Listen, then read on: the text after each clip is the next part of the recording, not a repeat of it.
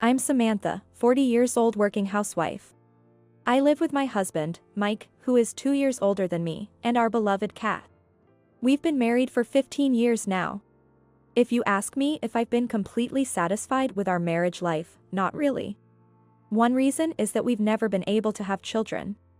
Another reason is that Mike, despite his low salary, doesn't help with housework, and he always lazes around at home on his days off. Moreover, Mike is somewhat of a mama's boy. Even now in his 40s, he always wants to visit his parents' house, which is nearby. After Dad passed away, Mom has been feeling lonely. He makes an excuse, but I don't think his mother would be mentally weak. She is so mean and classless.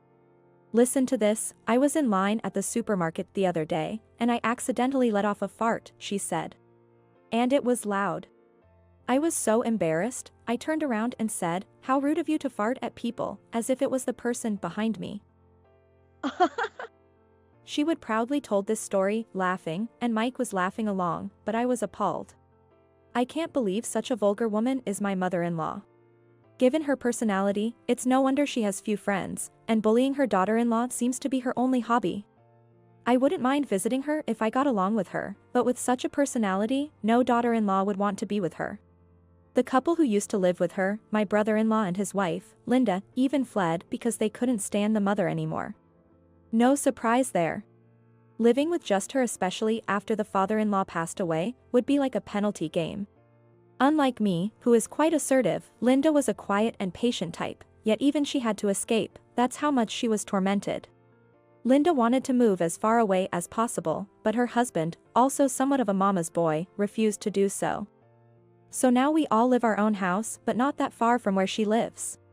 Both those brothers are mama's boys. What's so good about such a mother-in-law? However, as long as we are living in separate house from her, it is bearable.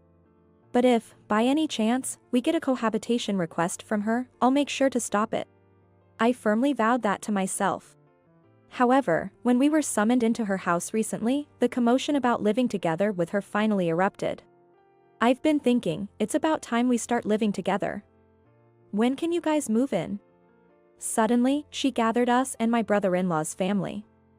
Just when I wondered what she was going to say, she abruptly started talking about living together. And she spoke as if cohabitation had already been unilaterally decided, jumping straight to discussing the timing of the move. Which was quite presumptuous. Hey. Wait a minute, I'm totally against living together, I said. I've seen the hardships Linda went through, I refuse to go through the same, I protested. I'm not asking you, I'm asking Mike. My mother-in-law dismissed my objection as if my opinion didn't matter. She dismissed my objection as if my opinion didn't matter. Even though I'm directly involved if we're talking about living together, it seems my opinions are completely ignored. Well, I'm okay with it. Living together and all. Besides, when it comes time to taking care of Mom in the future, it'll be easier for Samantha if we all live under one roof, right? Incredibly, Mike was in favor of moving in. And he assumed I would take care of the future caregiving. Caregiving? Me? You must be joking. After all the bullying you've done, you expect caregiving? I retorted incredulously. How dare you be so brazen, I added. She looked offended. Oh, please. Bullying is such an ugly word. I was merely educating you as a senior housewife, she claimed. You are one to talk about education, I thought to myself. Anyway, I refuse both living together and caregiving. If you insist on them, I'll consider divorcing. When I firmly declared my stance, Mike was taken aback. Hey, come on, divorce is a bit much for something like this. A bit much? Forcing cohabitation and caregiving without considering your spouse's feelings is a valid reason for divorce. I have a job and steady income, so I wouldn't be in any trouble even if we get divorced. When I countered, Mike hesitated, mumbling uncertainly. If you absolutely refuse, then I guess we have no choice but to ask your brother and Linda to come back.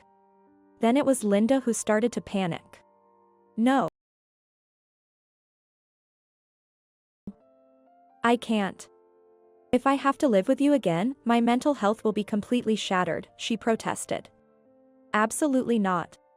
But then, her husband tried to mediate. Well, Linda, just calm down. Mom might have been a bit tough on you before, but it was all for your own good. She's been reflecting on it too. Reflecting? From what I see, there's no sign of her reflecting at all. That's right. Besides, you never talk back no matter what's said. It's not motivating for us either. Having a daughter-in-law who's too assertive like you is a problem, but one who says nothing is a problem too, she added. That's right. You have things to reflect on too, you know, her husband agreed. What? Linda was left speechless by her husband's unbelievable remarks. Standing beside her, I was in the same boat. I was unable to say a word. Besides, Linda has always been a housewife, so if she were to divorce, you would immediately struggle to make ends meet. Not like Samantha, who works. When her husband said that, even the mother started to jump on the bandwagon. That's right. Linda, if you keep being selfish, you might end up being left by your husband, you know? After all, a woman who's neither pretty nor having great shape, if left, will have nowhere to go but the streets. Where is this a reflection she's supposed to be doing? I seriously wondered. She was getting more and more carried away. You used to be cute when you were younger, but now you are gotten quite plump. Speaking of which, the walruses come to California in the spring. Don't they? She mused. Walruses? That sounds great. Even her husband started to laugh. How dare? Linda was distraught. Are you saying I look like a walrus's? Tears welled up in her eyes, and I frantically tried to comfort her, but the mother and her son's comments didn't stop. Oh, come on, that's just paranoia. I was merely talking about the walruses that come to California. She deflected. Right, hey. Walruses flap their flippers and go ow, ow, don't they? She egged him on. Ow, ow, her son imitated. You really do look just like them. He laughed. Incredibly, they started to imitate a seal, flapping their arms as if they were flippers.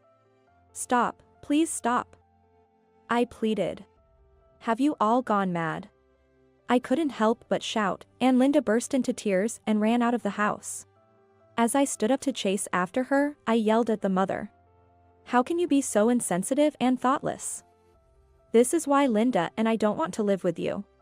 Then Mike retorted disdainfully. You act all high and mighty because you work, but in the end, living alone as a woman, you're bound to end up homeless. Just like Linda, you'd be in trouble if you got divorced. Don't think you can use divorce as a threat, you'll be the one regretting it. Don't think you can use divorce as a threat, you'll be the one regretting it. His words hit a sore spot. Indeed, I might have a better standing than Linda, but the truth was, I also couldn't easily make the jump to divorce. Anyway, I absolutely refused to live together, just so you know. I declared it and stormed out of her house. I intended to find and comfort Linda. After wandering around town for a while, I found her walking slowly. Linda. Samantha. She turned around and had a face drenched in tears. I managed to calm her down and we entered a nearby cafe. I can't take it anymore, she said. The mother has always bullied me, and he never helps me at all, she continued. I agreed with her. Yeah, your brother and Mike are both such mama's boys. I sighed. It's not just the bullying, I can't stand him cheating either, she confessed. And to think the mother is even helping him cover it up. I was taken aback by such a sudden revelation. Wait, what? Your husband is cheating? And his mother is helping him. You didn't know? He's been cheating for a while. He says he's going to his mom's place, but actually, he's been out on dates with his mistress. She revealed. And the mother, knowing all this, has been helping him create alibis. She added, and tears streaming down her face as she vented her pent-up feelings. I sighed deeply, feeling a profound sympathy for her. I was appalled and felt deep sympathy for her. Being bullied by her mother-in-law and cheated on by her husband, what a tough situation. I understand why you're upset. It's really unfortunate, I empathized. But why do you put up with it? No matter how uncertain you are about your living situation, you don't have to be that patient. I tried to encourage her. I intended to encourage her with my words. But she looked up at me with a puzzled expression. Why do I put up with it? But aren't you in the same situation? She questioned. What? Then she began to share an astonishing story with me. After hearing everything, we decided to team up and take revenge on them. Everyone in that family was incredibly audacious. There's no reason for us, the two daughters-in-law, to remain silent after being treated with such disdain. We vowed to pay them back double for all the disdain we had endured and to teach them a lesson. A month after we made our resolution, we received another summons from the mother-in-law. We received another summons from her. Since then, we had been preparing quietly, without telling our husbands. This was the perfect opportunity. We headed to the in-laws' house, determined. I've been thinking, and I really need one of my son's families to live with me. She brought up living together again. I'm getting older, and eventually, I'll need you to take care of me, she said. Think of it as practice from now on. Linda answered firmly before I could. I refuse. I will never live with you, she declared. If it comes to living together, I'll divorce. The mother-in-law seemed taken aback by her firm tone, different from before. Still talking like that. What about you, Samantha? She turned to me. My turn, huh? I responded. So, you're saying you want to live with us because you want us to take care of you? I clarified. Well, that's part of it, but I'm lonely on my own, and I want to live with one of my sons, she admitted. It seems she was getting increasingly frustrated because we wouldn't say yes. Can you brides really not listen to a single request from me? This is an order. Since I will be living with my son, you must move in together. Linda and I exchanged glances and nodded in agreement. No, thank you. How about this person instead? And then I spread several photos across the family table. What is this? My brothers-in-law and Mike gasped in shock. Because those photos were evidence of the two brothers cheating. Scenes of them entering hotels with women and kissing behind telephone poles. You two, always together, even in cheating. Such brotherly love. And it seems like your mother knew about it. Despite knowing, she helped you two create alibis. After such despicable acts, you have the audacity to ask us to live with you and take care of you? Linda was nodding in agreement beside me. If you need caregivers, ask these women in the photos. We're getting divorced, so no living together or caregiving from us. That would be a problem for us. She panicked. A problem? We have no problems at all. Right, Linda? Linda smiled brightly. Hey, Linda. You'll be the one in trouble if you get divorced. A housewife won't survive on her own. My brother-in-law started yelling. He might want to start imitating a walrus again, like he did a month ago, but that won't fly. Divorce is just a threat, right? Linda replied with a clear face.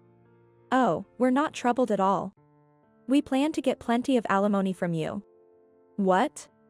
We'll also demand alimony from your affair partners, and that should cover the cost of renting a small apartment and starting over. It'll be tough to find a job, but we're determined to make it on our own. Linda, I'll help you. We, two women, decided to support each other and get through this together. With my personal savings, we could manage for the time being. Once Linda extracts alimony from her husband and his affair partner, we've agreed she'll pay me back with a little interest. We need to pull as much money as we can from these guys. Yes, Mike, we plan to demand alimony from you too, and your affair partner as well. Even though I work, money is never enough for a divorced woman over 40. As I declared to Mike, he clung to me. I'm sorry. It was just a moment of folly. Just a bit of fun, not serious. Serious or not, cheating is cheating. I've already consulted a lawyer, so save your excuses for them. I handed Mike and my brother-in-law the business card of a lawyer's office. Linda and I have got the same lawyer. We signed contracts with the lawyer for both of them at the same time and got a slight discount on the deposit. This is what you'd call a bulk discount. A smart housewife's trick, right? Wait a minute. Let's talk. Please, anything but divorce. We apologize. Please see how sorry we are. Mike and my brother-in-law apologized on the spot, but our mother-in-law started yelling in frustration. If you want to divorce, then go ahead, do as you please. If you can't accept 1 or 2 affairs from your husband, such a bride is no use to us. Linda chuckled softly. Before I knew it, she was brimming with confidence. Indeed, it seems women grow stronger in the 11th hour. You're quite lenient with infidelity, aren't you? Is it because you have something comes to mind? She flinched noticeably. What are you suddenly talking about? I heard from the neighbors that you had an affair back in the day too, with a part-time student from Mike's swimming club. What's wrong with your family's DNA? Your late husband was such an upright man. Who told you such things? Who knows? If you're curious, why don't you ask around? Well, we're off to pack our bags, so we'll see you soon. Linda and I stood up simultaneously. And we said cheerfully. Enjoy your walrus impressions together. Ooh. Ooh. Afterward, Linda and I went back to our respective homes, picked up our pre-packed bags, and left. We had already signed the lease for an apartment, so we planned to meet there. Mike kept calling me, and Linda's husband kept calling her, but we ignored all their calls and left everything to our lawyer. Eventually, the double divorce was finalized, and we received our alimony. Mother-in-law's planned to have us take care of her, but it fell through. Now she's clinging to her 2 sons, who are apparently squabbling over who should take care of her. Please come back. I was wrong. Let's start over again. I'll be waiting forever at that restaurant where we used to date. Such pathetically persistent emails arrived one after another on mine and Linda's cell phone from my brother-in-law and Mike. At night, after work, Linda and I drink, using those emails as snacks, and mock our ex-spouses. Hey, Linda, where's that restaurant? Who knows? The place we used to date at has been demolished recently, so I wonder where they're waiting. After taking the beloved cat with us, Linda and I lived together as 2+1 for a while. But once Linda got a job, she moved out of the apartment. She was a fellow escaped from that in-law's house. We plan to keep in touch and support each other moving forward.